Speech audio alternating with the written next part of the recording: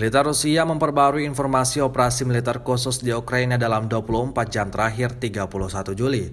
Juru bicara militer Rusia Letnan Jenderal Igor Konashenkov merilis senjata rudal presisi tinggi menyerang markas sementara unit Brigade Mekanik ke-72 Angkatan Bersenjata Ukraina. Markas di wilayah Kodeima, Republik Rakyat Donetsk tepat sasaran.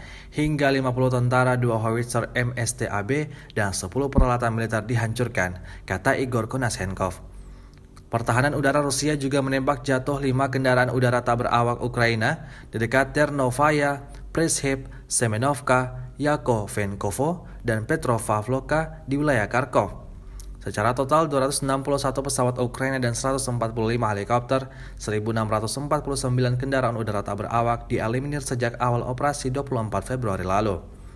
Juga 361 sistem rudal anti pesawat, 4.195 tank dan kendaraan tempur lapis baja lainnya, 773 sistem peluncuran roket ganda, 3.220 artileri dan mortir lapangan, serta 4.619 unit khusus kendaraan militer dihancurkan selama operasi, kata Letjen Igor. Dari kubu Kiev, Kementerian Pertahanan Ukraina merilis 160 prajurit Rusia tewas dalam sehari. Total 40.830 tentara Federasi Rusia meninggal sejak awal konflik hingga hari ke-158. Panglima Angkatan Bersenjata Ukraina Jenderal Valery Zaluzhy mempublikasikan rekaman roket jarak menengah MLRS M270 dari Inggris diturunkan ke medan tempur menggempur militer Rusia. MLRS dari London ini melengkapi roket HIMARS dari Amerika Serikat.